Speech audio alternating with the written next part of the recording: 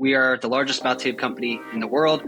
For context, we did about 13 million in revenue last year, and 8 million of that was new customer revenue. So about new customers, about 70 to 80% of our revenue on a monthly basis. And of that, we have a 40% repurchase rate. Last year, we spent about 6 million in total on Facebook ads. So it ranges by month between $500,000 to $1 million monthly ad spend.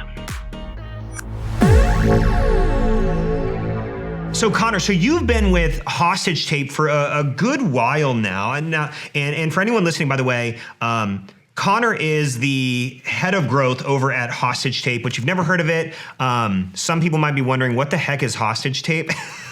Go to hostagetape.com and you'll find out more details. But just before we dive in, what I want to do is I want to first understand some Hostage Tape stuff. Connor, if we could, I'd love to dive into some numbers. And then Connor and I geek out on numbers and data and campaign structures and super nerdy tactics, which I would love to get in the weeds of. But could you kind of give everybody, what's the rundown like on what the heck Hostage Tape is before we get going? Just to give a little context here. Yeah, absolutely. First of all, Josh, thanks for having me, man. Super pleasure being on here. I remember when I first started media buying, I actually came to your podcast to actually learn the ups and downs and tactics and stuff like that. So it's pretty cool to come full circle and actually be a guest here. So again, thanks for the opportunity, man. Long time coming too. We've been talking about this for a long time. And then I asked Connor, I said, Alex, so we've had Alex, if anyone doesn't know, Alex Nice is the founder of Hostage Tape. And I had Alex probably a year ago on the podcast, and it became one of the most downloaded podcasts that we've had. And Connor and I have been talking, and then I was like, you need to come on and get Alex's permission to share all the numbers. And I think hopefully you got the thumbs up. I got the thumbs up. Yeah. So we'll talk about some, really revenue just like last year, because obviously we're still in 2024. So a lot of unknowns here. But for those of you guys who don't know, Hostage Tape, we are the largest mouth tape company in the world. And what mouth tape is essentially to help you shut your mouth while you're sleeping, right? About 70 to 80% of the US population habitually breathes their mouth. And so, we've taken that problem and crafted a solution, or Alex did rather. So we are the largest mouth tape company in the world. For context, we did about 13 million in revenue last year, and 8 million of that was new customer revenue. So about new customers, about 70 to 80% of our revenue on a monthly basis. And of that, we have a 40% repurchase rate. So you can do the math there. We've got a pretty good funnel there. You said 48% or 40%? 40% repurchase rate. Wow. What's the time? I'm just curious. What's the timeline on that for the second purchase? About usually 30 days. Wow. Great job. Yeah.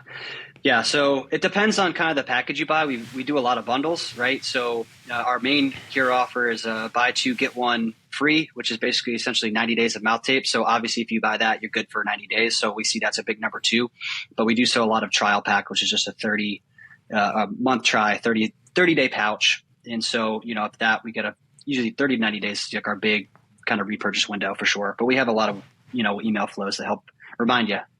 Yeah.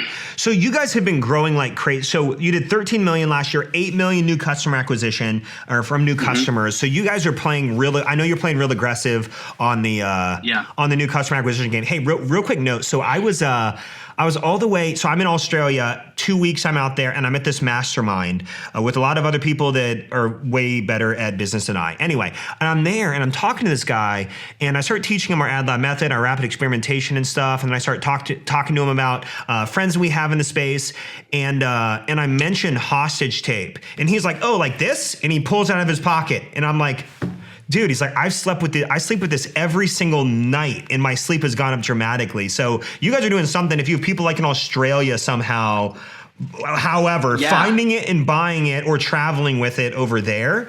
So it's definitely a strong game. And everyone I talk to has seen your ads. It's funny you say that. Yeah, it's funny you say that because I was just pulling some data when I was kind of pulling these numbers for you.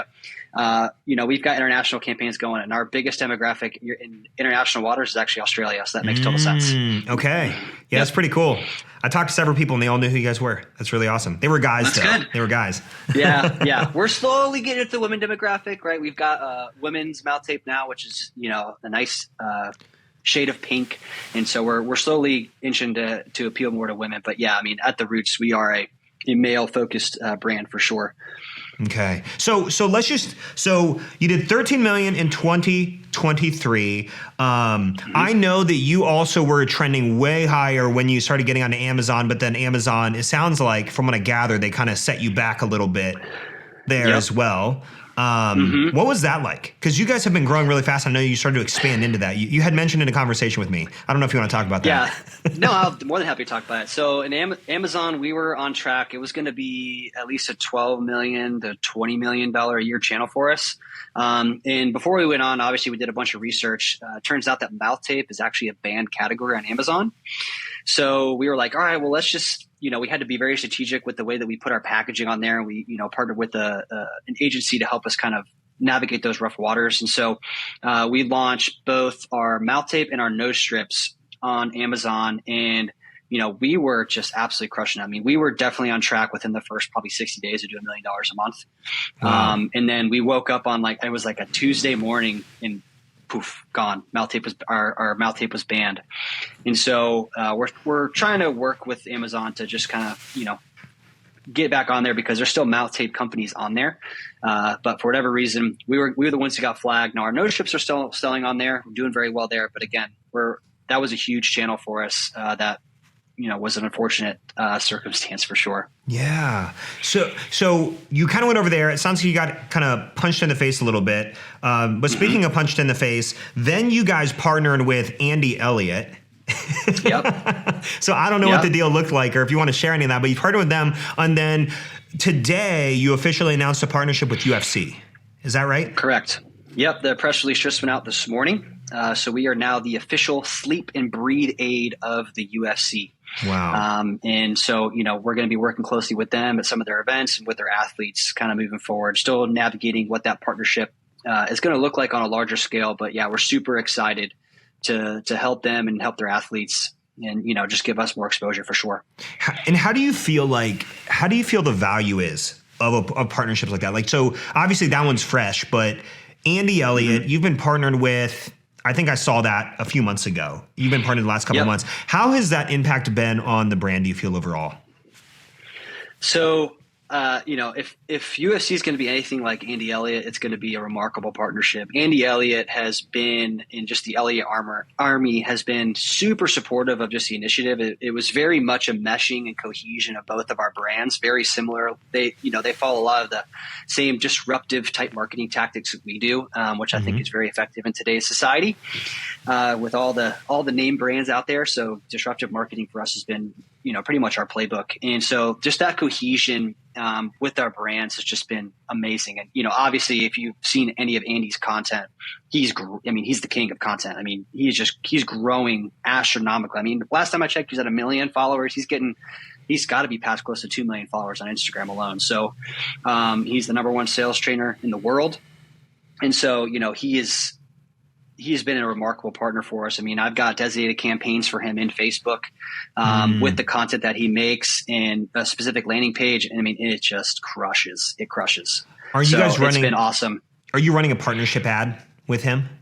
Yep. Ah, there you go. Partnership ads. Yep. He's the I have it toggled, and we can get into the weeds about it, but I have it toggled so Facebook's AI will flip the partnership, so you could be primary or secondary entity depending on the user experience. But yeah, I have a partnership toggled on, so we get access to his audience as well, which it has been awesome. I just want to pause there for a moment. Because I will say that my observation, now it's not very common that people think about doing that or even know what that is. But the results of it have been great. So when we worked with Zero Shoes, for example, one of the most successful ads that could almost not be beat, regardless of how much rapid experimentation and testing we did, was their partnership-based ads. Yeah. Can you talk a little bit about what those are so anybody listening is like, hey, what the heck is a partnership-based ad? And then talk about what are the result discrepancies you would see between that and maybe another one you have, if there are any, honestly. Sure. Yeah. So essentially, people like to use the term whitelisting, partnership ads. I kind of bucket them all into one. It's a form of whitelisting at the end of the day. And basically on the Facebook, on your ad account at the ad level, you've got this partnership toggle, which you can toggle on. And you can say, hey, listen, as Hostage Tape, I can partner with the Elliot group, Elliot, and I get access by toggling that that button on, I get access to his following as well. And so obviously from, a media buying perspective, congruency is key, right? From everything they see from the ad to the landing page needs to be congruent. And so when I have that partnership toggle on and it says Hostage Tape partnered with Andy Elliot, and it's showing Andy Elliot content with an Andy Elliot focused landing page with a specific offer, ours is the Elliot Army bundle, that has been crucial for us. And so that just basically, it's a form of whitelisting without us specifically saying, hey, listen, we're advertising Hostage Tape ads on Andy's back end account. But people like to use it differently, but I like to bucket it all into, it's just whitelisting at the end of the day, if I'm being honest. Yeah. And so what kind of results have you seen with that versus other ads, would you say, or are they kind of similar? Like, what does that discrepancy look like? So I'll kind of get into the CAC. So like our CPAs hover between $20 and $30. That one's consistently in the teens, anywhere between like 16 to 25. So it's a little bit lower. Again, smaller budgets, but it's allowed me to scale for sure. Scale that up, and it just gives us more like another pocket, right? Because for us, like podcast works well, interview style works well, and then I've got some really good statics that my brother and I made in Canva, again. Heck yeah! But that are performing amazingly. But yeah, it just gives us another pocket of audience, different creative, because his is very much kind of in your face, and it just gives us another angle, pretty much, for Facebook to use for the inventory.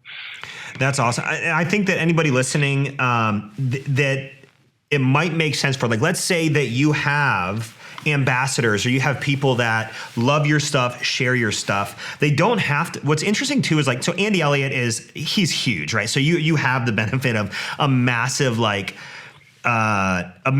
celebrity status, like influencer that is well known. I would venture to say most people, our whole team, everyone knows. I think a lot of people know who he is. Right. He's huge.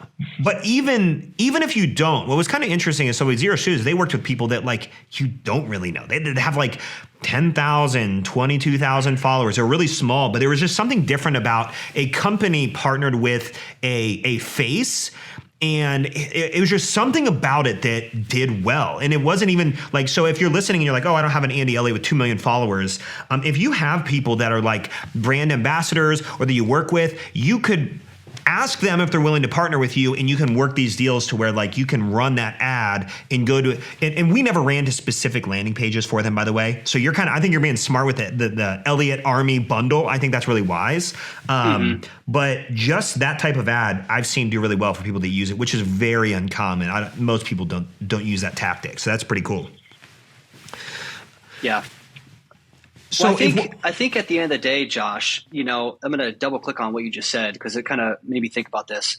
People buy from people, right? So if you can provide that emotional connection from somebody that's like, other than just a brand logo or just an animation or a GIF of just like your product, yeah, that's all great and good for the inventory. But if you can get someone who's authentically talking about your product in a way that resonates and meets your customer avatar that you're trying to speak to, I think that is what drives that point home to, it's going to make that customer more likely to buy and invest in your brand, especially as a new customer. I think is really what I've noticed now, not only with Hostage Tape, but other brands that I've consulted with that have done whitelisting. I think it's just that authenticity of like, hey, I've used this product. It works for me. You should try it out. And I think it works, to your point, at any scale. Obviously, Andy Elliott is next level, but to your point, a person with 5,000 followers, 10,000 followers, that's kind of where you get into the whitelisting with affiliate marketing type, where you offer them a percentage. Like, that stuff works. It really works, especially, if you're trying to really grow really fast. But yeah, I want to double click on that, because I think that's what's really the message there. That's awesome. And did you guys work an affiliate deal on top of it when you run it as his ads? So we worked out more of an equity play with him. Okay. Gotcha. Because I know some people that don't do the equity side with a partnership, like they just get an ambassador or something and they'll run it. They will give that ambassador an affiliate commission. So you have an equity side, so then that doesn't make as much sense. We've done both, though. We've done, like, we have smaller creatives that we've done like monthly stipends with to make 2 or 3 pieces of unique content. We're also exploring some affiliate stuff with, TikTok Shop and, other Facebook ad campaigns. But yeah, we've done pretty much the whole gambit since I've been on the ship, for sure. I love that. Well, let's dive in, if it's okay. I'd love to get into the nerd of Facebook ads, because that's all we talk most of the time, you and I at least, and everyone else. So just for context, how much did you guys spend on Facebook last year? Last year, we spent about $6 million in total on Facebook ads. So it ranges by month between $500,000 to $1 million monthly ad spend. On Facebook alone, right? So I also do Google as well. So, okay. So $6 million on ads, $500,000 to $1 million. That sounds like a pretty big swing there. Could you talk me through? So if I am wanting to, like, that sounds to me, most people listening are like, I couldn't imagine spending that, or that's a whole new level for me, right? So just take me behind the scenes, behind the curtains of like, what does it look like inside a $1 million a month spend account? Sure. Yeah. So it's actually a lot simpler than you guys think. I pretty much run, obviously I've got other things behind the scenes, but our, main offer, I've got two campaigns running. And I've got a CBO campaign, which is our biggest spender. That's on a lifetime budget, and we can scale that up and down accordingly, just because I've found, that it eliminates the pacing that Facebook can give depending on when your audience is on and off the platform. And then I also run an ASC side by side with that. It's the same creative when we first started, but I found that now that I've got a good feed going through, so like on the CBO campaign, that's our big spender. Once I see that our CPAs on our certain ads start to creep up, I'll toggle them off for 7 days, give them like a rest from the creative fatigue, let the others get some spend. And then after 7 days, I'll turn them back on. And I found that kind of gives them a second, third, fourth, fifth wind, and that allows us to spend again. But once I find that when I toggle it on and off and the CPAs are still about the same, I'll then move it to the ASC, because the ASC, as you guys know, right, is very aggressive. It's very direct response. That's why the frequencies get pretty high. But it's very good at getting purchases. And so I kind of use that as my graveyard. I send all the creatives to get their last life there in the ASC campaign.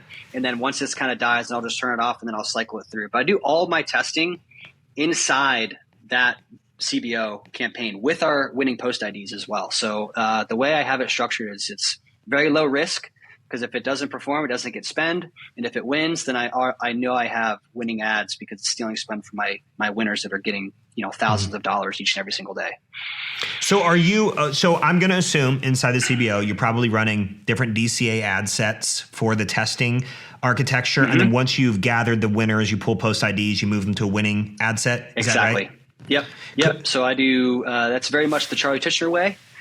So I do anywhere between 2 to 4 dynamic creative tests, 3-2-2 method, which is 3 creatives, 2 primary text, 2 headlines. And I actually use your traffic method to kind of get an idea of what's going to resonate in the market from a headline and primary text perspective. So obviously I have a huge bank now at this time that I can pull from. Yeah. When we were first starting out, when I first came on the account in December 2022, we were just testing like madmen. We had spreadsheets on spreadsheets of just click-through rates and all these. We were testing landing page text and all these things you could think of. Then you made it way simpler for us with a better template. So we took that once I went through the Facebook ads traffic course, the ad lab method. And so I use the primary text headlines, and then once I let them run for about a week, because I'll know, just because that's a business cycle for us, I'll know after a week what's going to win, what's not. Then I'll pull the winning post IDs, put them into my winning ad set, turn those off. Usually it takes about 24 to 48 hours for that campaign to reach equilibrium again, that I jarred it and restart the cycle. I do that. I only have to do that like a couple times a month, because I'm essentially testing 48 ads at once, right? Yeah. 3 times 2 times 2, 12 a piece, times 4, right? Yeah. So we're talking real fast, and I'm tracking with you somewhat, but I kind of want to just step back for a moment. So you, first of all, you find all your initial assets. Let's call it. It sounds like you're doing click-based testing, rapid experimentation. You have a backlog at this point. Anyone who is listening is huge. If anyone's done the ad lab method that we've done, by this point you have hundreds or thousands of tests that you can start to pull from, and you don't have to create stuff, which is kind of nice. It creates what we call it the hopper. You have a hopper, you just pull from the hopper as you need. So you've done all your testing. ad lab, click-based style. Do you do creatives in that testing methodology too, or do you just cycle those straight in to DCAs? So when 2023, we did a lot of the creative testing. And every time, like when we first came out with no strips last year, I did the traditional ad lab method where I did the headline test, primary text, creative tests. But now that I know like what works for us, you know, we've got those content pillars. I know that I can make something similar or recreate something that has worked in the past with a different spin on it, and it's going to pretty much crush. But before that, you know, obviously the data is king. So I would just basically launch a bunch of different tests and see kind of what I was able to hook. Cause I like to fish. So whatever I could hook, I pull in and then use that and then kind of iterate on that. But now I use a lot of organic content because we just have a really good organic feeder system. And so, you know, like you see my younger brother all over, you know, the ads now because his interview styles have been working well for us. But yeah, a little bit of a mix for sure. And so you pull these assets, which by the way, just to pause for a moment, anyone who's done the ad lab method, like I love the fact that like you're doing what it's meant for. Like you find stuff, but it's meant to understand your audience and understand your customers. But once you do, you know, this is the style of video, this is the angle, the interview style does really well, this type of creative or headline or text. And then it just arms you with the information to just make decisions without having to always restart. So, so you're moving those in. So then let's move to the DCA. So you're running like 4 DCAs. So you'll run these in 1 week cycles. Is that right? And then usually. I've got one running now that just hasn't been getting spend. I'm leaving it on in the event that it decides to get some spend, but you know, it's probably not a winner. Surprisingly enough, it's actually UGC of me. So I guess I'm not that popular. So, got to put your brother back on, man. Yeah, I got to put him back on. So, but yeah, you let him run for about a week, which is a business cycle for us. And, you know, I'll know pretty much like when I was testing Andy Elliot stuff, like his stole all of the spend. I mean, it took spend from all my winners. Like, okay, I got to move. And that's something I knew. I got to move him to his own campaign to get his own spend.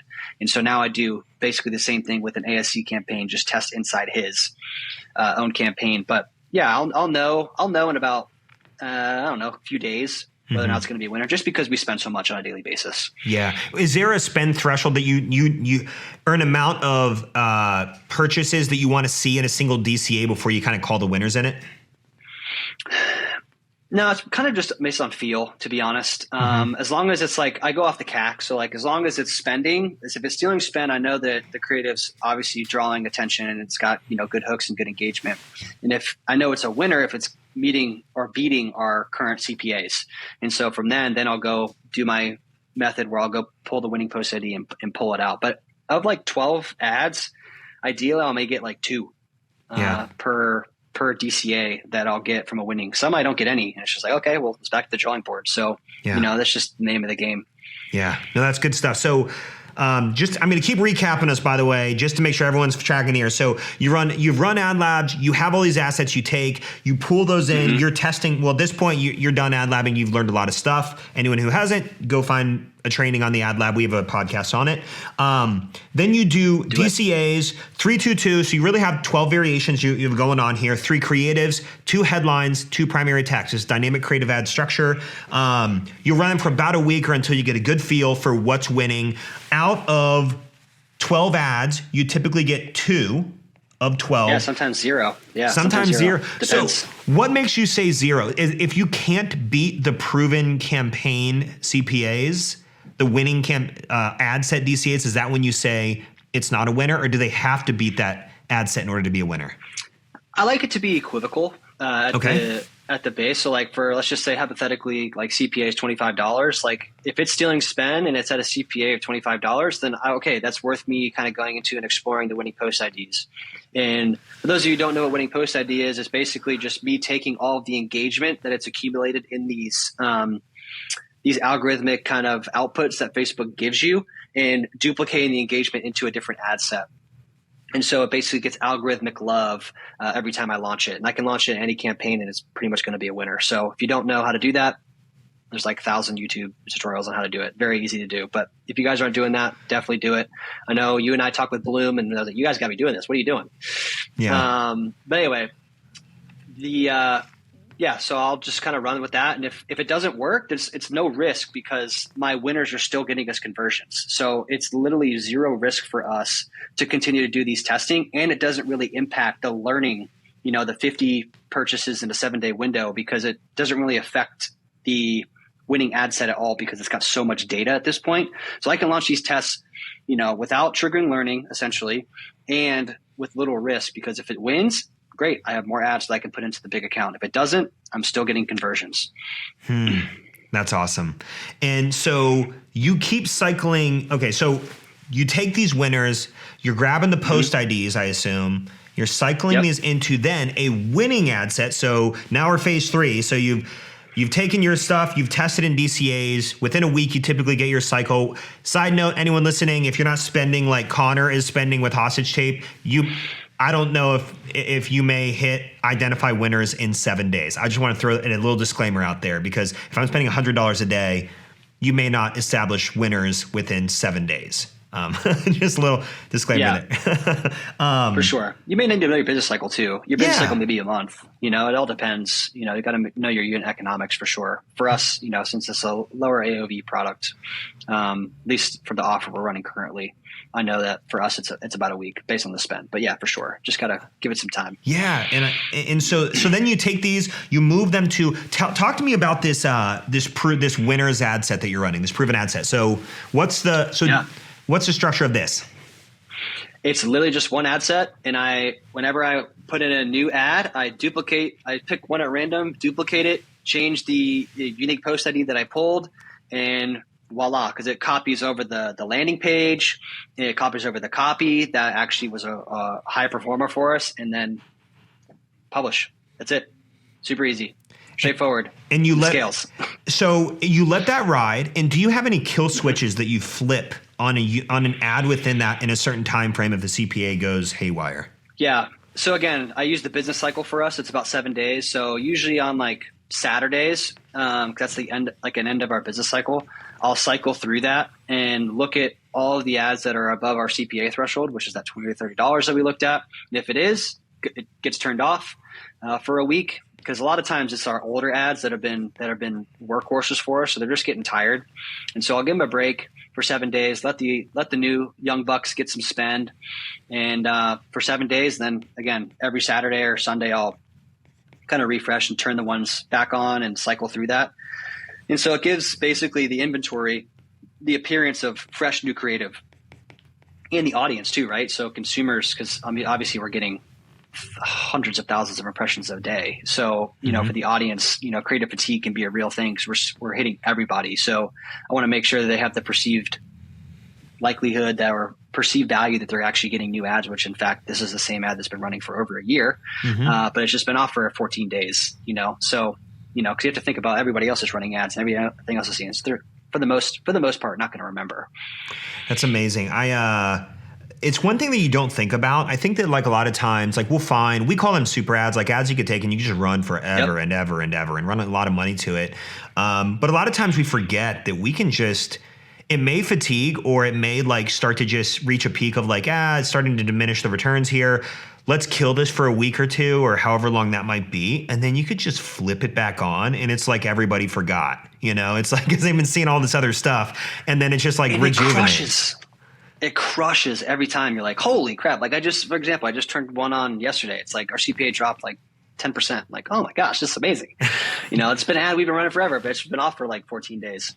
So yeah, it really works. And it gives the other ads a chance, right? Because even in the winning post ID, because I've probably got, I don't even know how many I have in there at this point. But even in that, like Facebook wants to prioritize certain ads. So not every ad's going to get spent. So sometimes you have to manually force them. Now, I had rules on it where it would automatically turn on and turn off. I had like kill switches on rules. But as we scaled, I wanted to be a little bit more manual. The rules, not that the rules didn't work. I just wanted to be a little more manual, just because, the level of spend we're doing, I didn't want it to go haywire, and to scale up and down the lifetime budgets accordingly. But yeah, rules work too for that for a while. There was times where I would spend, I don't know, maybe 10 hours a week in the ad account. Maybe. Yeah. because at the end of the day, right, what's the ad's job? To get them to a landing page. The landing page is where they need to convert. So, my focus is split testing landing pages and copy and imagery and offers and things like that. That's where the money's at. So, I wanted to use a system for our ad structure that allowed me to do that, right? Because it's just me.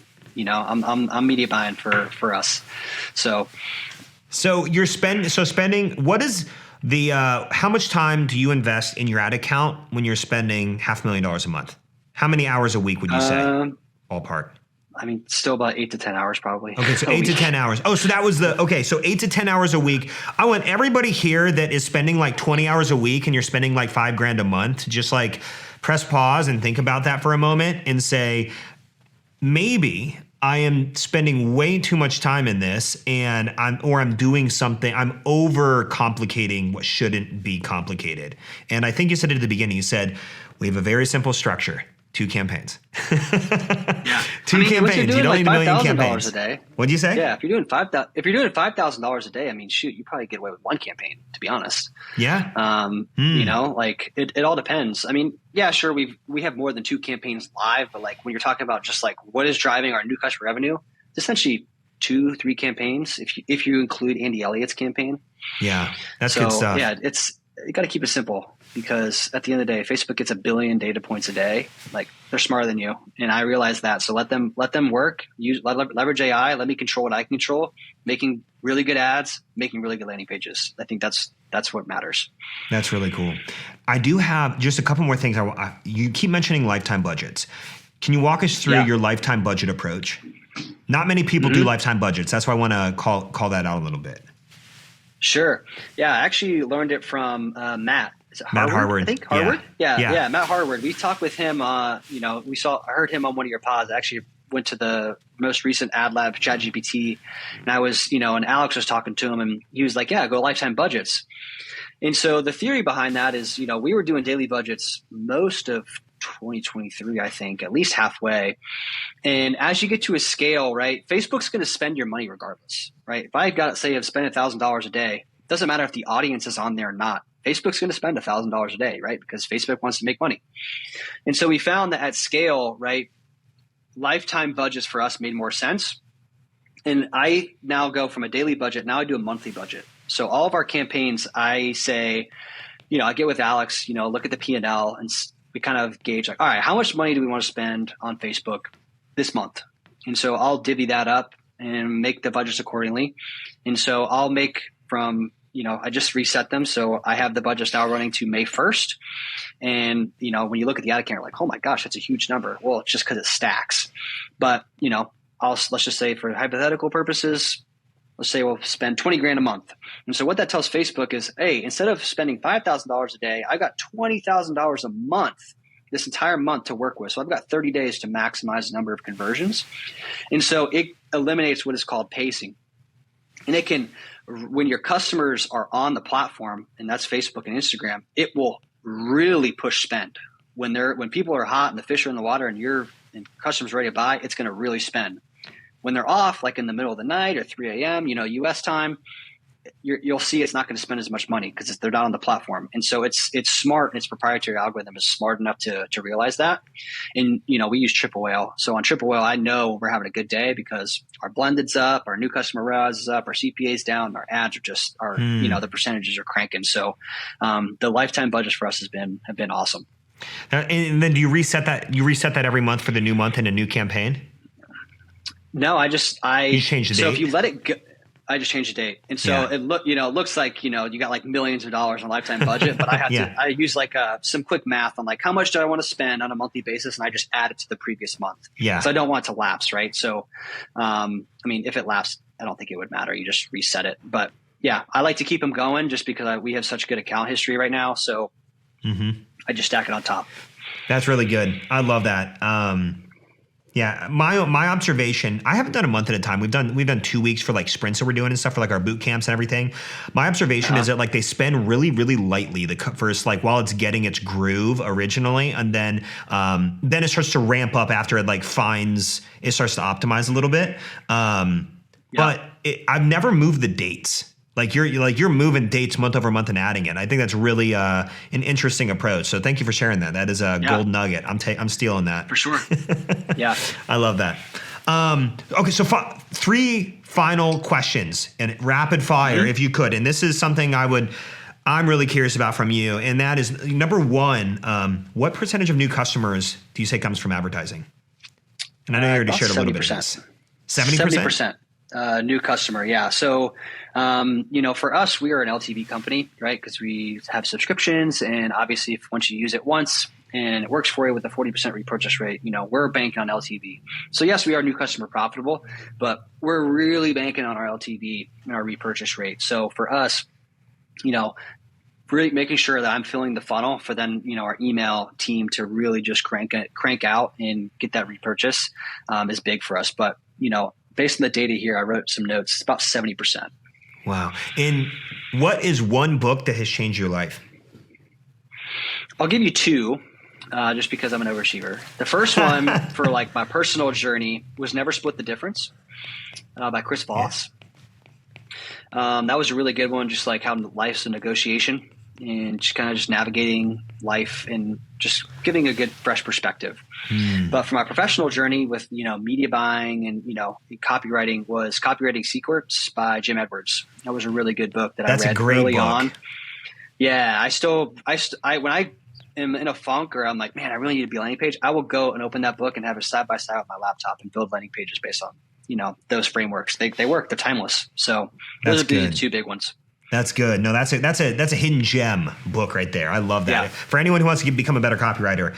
And last question. So what advice do you have someone that's like trying to crack the code on Facebook ads and spend like you, but let's say that they're doing like $20,000 a month right now. They're small. They're like, I want to be like Hostage Tape. What advice do you have someone who's trying to crack the Facebook code? I would say make sure you try to get a simplified account structure, because likely you're trying to do lookalike audiences and all these things. Try to go broad if you can, because that's an appreciating asset. Simplify your account structure and don't spend as much time in the ad account. Focus on what's going to drive the needle and bring you more profits. And that's your landing page experience, your website experience, and your offers. Offers are perhaps the biggest lever that you can pull, increasing that AOV per purchase and your revenue per session and per customer and things like that. Those are the big needle drivers, because that's what's bringing revenue into your business, which then you can further deploy back into the system and scale. But know your unit economics, and if your CPAs are in threshold, crank it. Crank the budgets and basically go until you break it, then fix it, then keep going. That would be my advice for sure. Go until you break it and then fix it. Keep going. Spoken by Connor Fleming from Hostage Tape. Well, hey, man, thanks for coming on. I appreciate you joining me. We have a lot of good conversation, and I'm like, we need to have this conversation publicly so people can get a glimpse inside your brain and what you're doing. You guys are amazing. Alex is awesome. The company is an inspiration to watch all the things that you guys are doing. I use, by the way, my Whoop band tells me that my sleep is 7% better when I sleep with mouth tape. So, hey, if Whoop says it, then it's true. Hey, thanks for joining me. Everybody, Connor Fleming, Hostage Tape. We're going to include a link to Hostage Tape if you want to check that out in the description. Go follow them on Instagram. Go follow Connor on Instagram as well. Sorry, dude, I'm just throwing you in there. Twitter too. And on X, Twitter, whatever it's called nowadays. We appreciate all of you, and we'll see you inside the next episode.